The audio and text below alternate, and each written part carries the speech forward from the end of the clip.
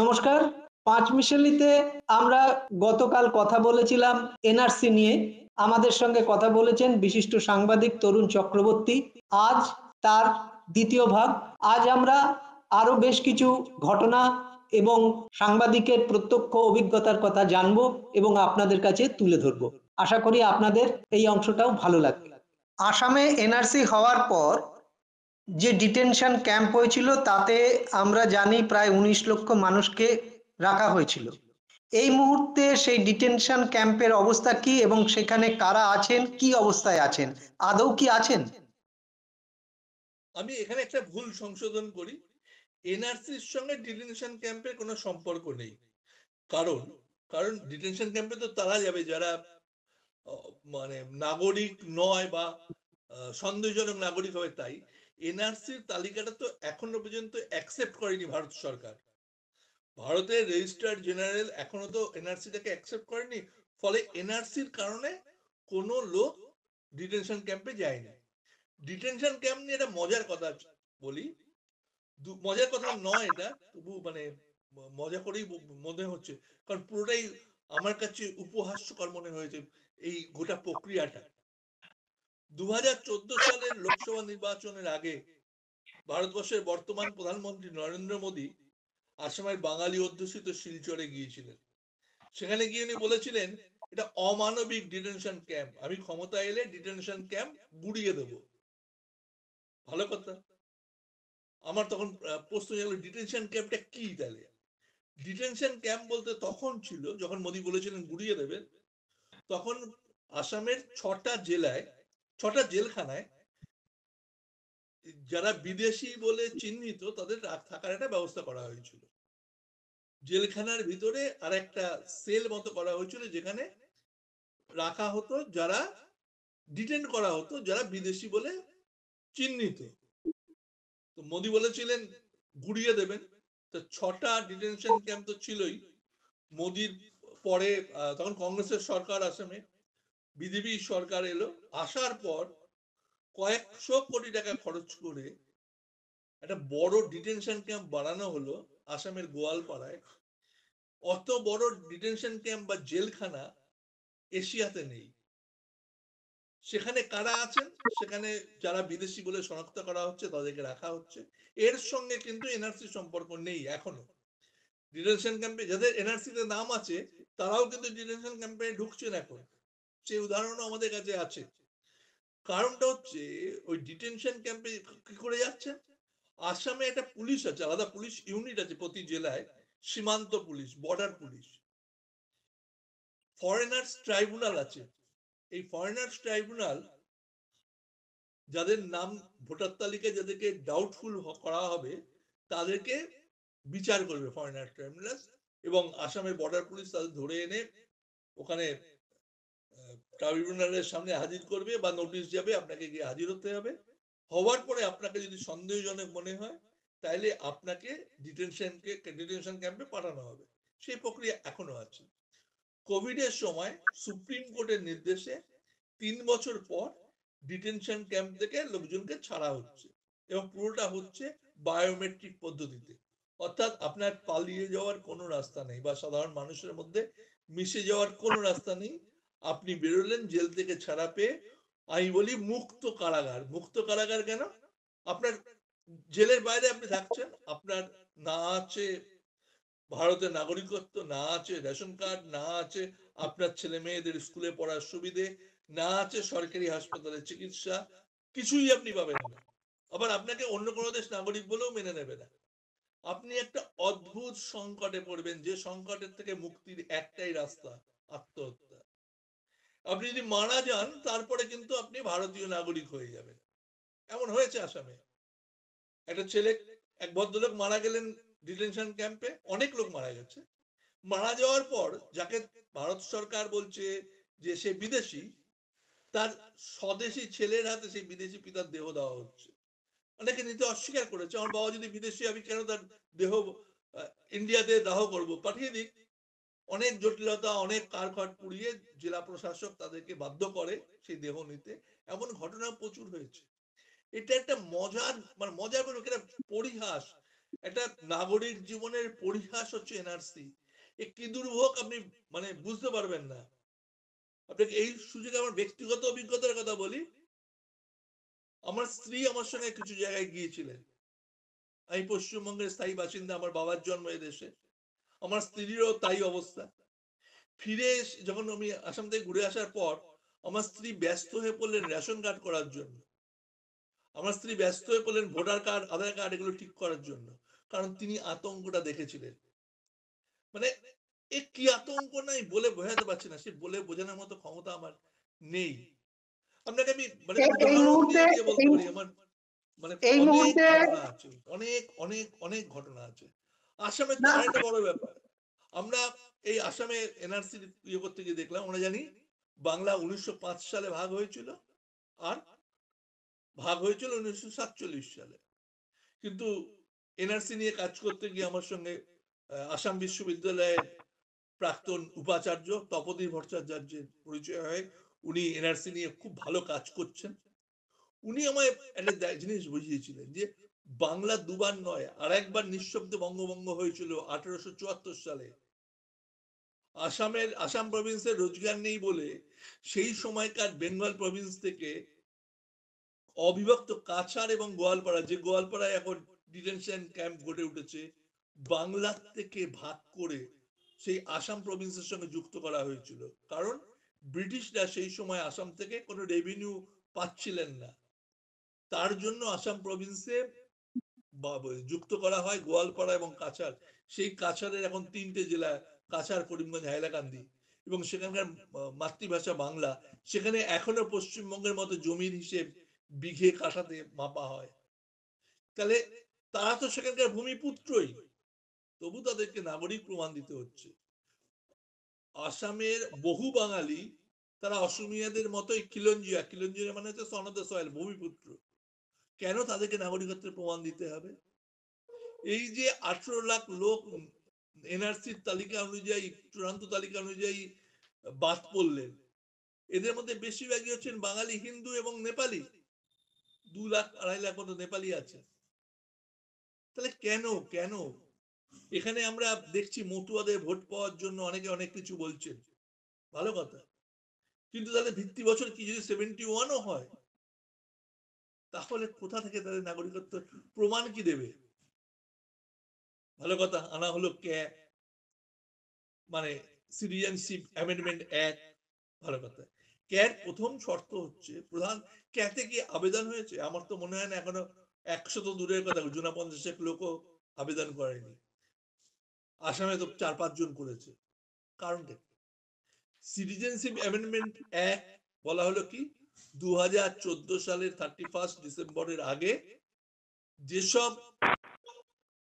মানুষ বাংলাদেশ থেকে, যেসব হিন্দু, খ্রিস্টান, বৌদ্ধ, জৈন, অমুসলিম মানুষ মূলত পাকিস্তান, বাংলাদেশ এবং আফগানিস্তান থেকে ভারতে শরণার্থী হিসেবে আসবেন, তাদেরকে নাগরিকত্ব দেওয়া হবে। ভালো কথা।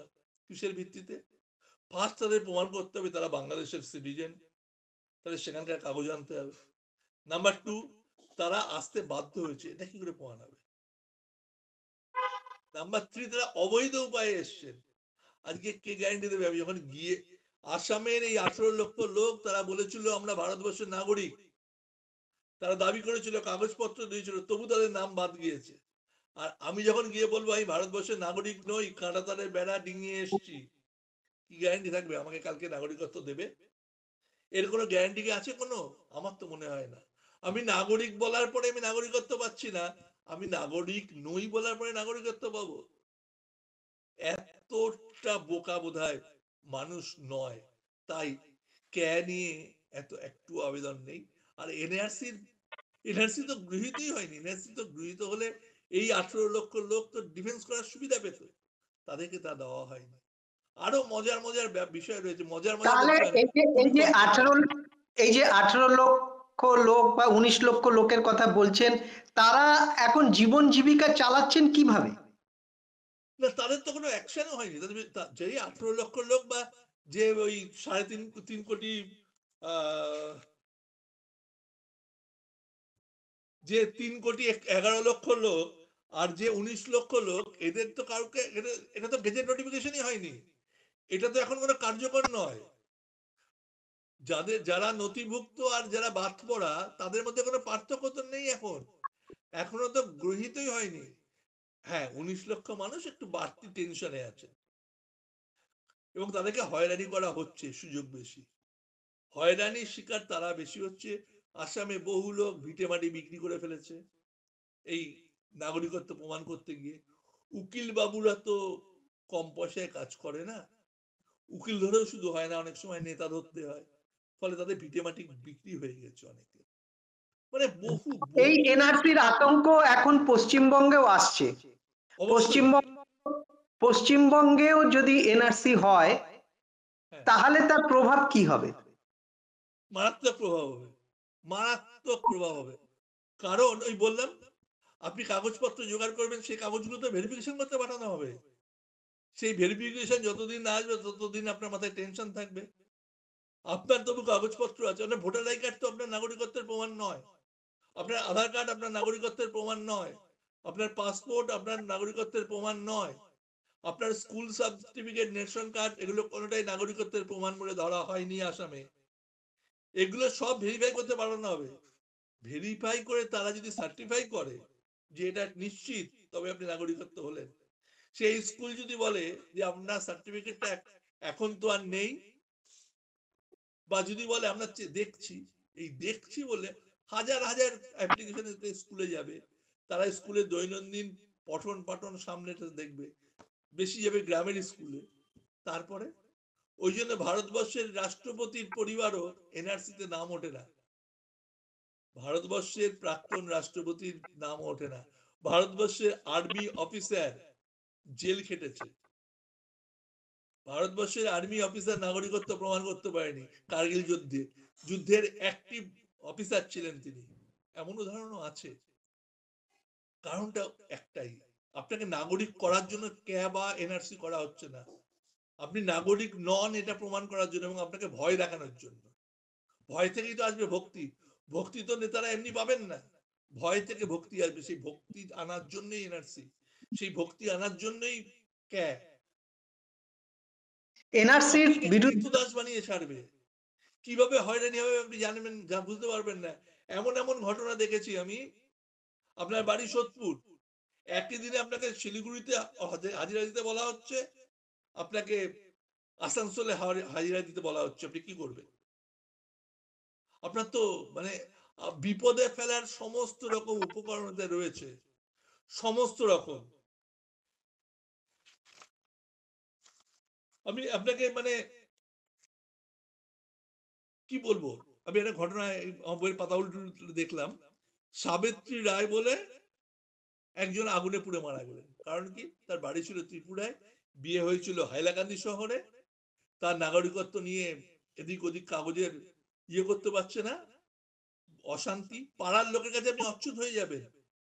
কোভিড রোগীকে তবু পাড়ার লোক সাহায্য করেছে। আপনার নাগরিকত্ব না থাকলে গ্রামে গঞ্জে সাম্প্রদায়িক এবং অসাম্প্রদায়িক দুই চেতনার মানুষই বাংলাদেশি তকমা দিতে ভালোবাসে, এটা আমাদের বাস্তব অভিজ্ঞতা। এবার আপনাকে বাংলাদেশি গেলেই ছাপ পড়ে যাবে, আপনার ছেলে মেয়ে যখন স্কুলে যাবে, প্রতিবেশীদের সঙ্গে যখন মেলামেশা করতে যাবে, তখন না একটা অন্যরকম হ্যাভস এবং হ্যাভ নট এর পার্থক্য। যেমন আমার নাম এনআরসি তে আছে মানে আমি এ ক্লাস সিটিজেন, আপনার নাম নেই, আপনি সিটিজেন নন। আপনার গাড়ি থাকুক বাড়ি থাকুক, তার থেকেও বড় হয়ে দাঁড়াবে এই এনআরসি এই বিষয়টা। এটা আসামের অভিজ্ঞতা, আমার এখন মনে নেই, অনেকদিন আগের কথা। এই পরিস্থিতিতে এর থেকে উত্তরণের পথ কি? এনআরসি না করা একদম। কিন্তু কিন্তু আমি সেটা তো এত বছর ভোট দিয়েছি, মানে আমি ভোটার, কিন্তু মানে আমি সাধারণ নাগরিক। মানুষের হাতে নেই, সেটা তো সাধারণ মানুষের হাতে নেই। সাধারণ মানুষকে প্রতিরোধে নামতে হবে, সাধারণ মানুষকে প্রতিবাদ করতে হবে, প্রতিরোধ করতে হবে, এর কোনো বিকল্প নেই। এনআরসি চলতে পারে না। আমাকে নাগরিকত্ব প্রমাণ করার জন্য 5-6 দিন আমার দিনমজুরি কাজ, আমার চাকরি বাকরি ছেড়ে আমি যাব দৌড়বো এনআরসির পিছনে? আমি যদি বেনাগরিক হই, আমি যদি নাগরিক না হই, আমি যদি অনুপ্রবেশকারী হই, আমাকে কেন বর্ডারে আটকাতে পারিনি? ব্যর্থতা কার, আমার না সরকারের? তাহলে ট্যাক্স দিই কেন আমি, ট্যাক্স দিই কেন আমি? এই ব্যর্থতা কার? আমি যদি বেনাগরিক, আমার জন্য এতগুলো প্রশাসন, এতগুলো স্তর রয়েছে, দৃশ্যত এবং অদৃশ্যত, মানে গুপ্তচর এবং প্রকাশ্যে অনেকগুলো এজেন্সি রয়েছে কাজ করছে, তারপরে আমি এলাম কি করে? তাহলে সেই লোকগুলো চাকরি যাওয়া উচিত আগে। আমি অবৈধ, খুব ভালো কথা, আমি অবৈধ নাগরিক, অনুপ্রবেশকারী এই বাংলাদেশি, তাহলে আমি যে ভোট দিলাম সেই ভোটে তো নরেন্দ্র মোদী নির্বাচিত হয়েছে, সেই ভোটে তো মমতা ব্যানার্জি নির্বাচিত হয়েছে, তাহলে তারাও অবৈধ? আমি বুঝতে পারি না। এই একদম মানে জ্বলন্ত সমস্যা একটা। আমাকে বলা হচ্ছে অবৈধ, আমার ভোটটা বৈধ, আমি অনুপ্রবেশকারী, আমার গণতান্ত্রিক অধিকার ঠিক থাকবে কেন? কি করে, কোন অঙ্কে এত কোটি টাকা খরচ করে?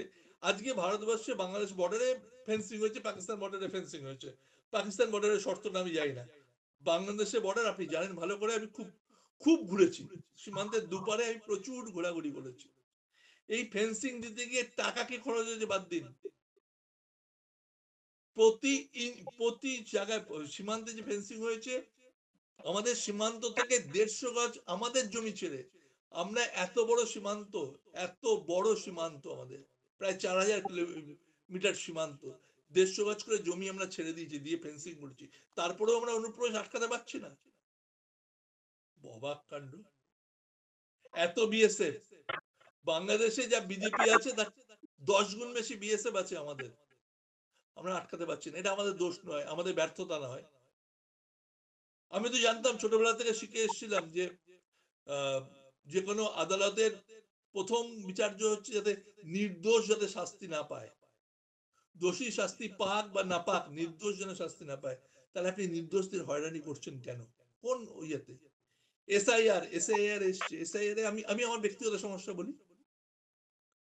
আজকে নিউক্লিয়ার ফ্যামিলির যুগ, স্বামী স্ত্রী দুজনেই চাকরি করে, বাচ্চা স্কুলে পড়ে, তাহলে অফিস টাইমে আমি কি করে গিয়ে আমার তালিকায় নাম আছে কিনা দেখবো? ভালো কথা, আমার বাড়িতে ইলেকশন কমিশনের লোক যাবে, অফিস যেতে যাবে, সেই তো বড় তালাঝুলা থাকবে, এবং সে যখন যাবে, আমি বিহারে বা উড়িষ্যায় বা তেলেঙ্গানায় বা কাশ্মীরে কাজ করি, চাকরি করি, লেবার যা খুশি হই, পরিযায়ী শ্রমিক যা খুশি হই, আমাকে তাহলে বাড়ি এসে বসে থাকতে হবে? আমার খাবার কে দেবে? গণতান্ত্রিক অধিকার, যদি গণতান্ত্রিক অধিকার এটা হয়, তাহলে ভোটদানের দিন ছুটি দেওয়া হয় কেন? কেন ভোটার তালিকায় নাম তোলার জন্য ছুটি দেওয়া হবে না? তরুণ, আপনি যে আমাকে হয়রানি প্রশ্নগুলো করার অধিকার তুললেন, সরকারকে কে দিয়েছে?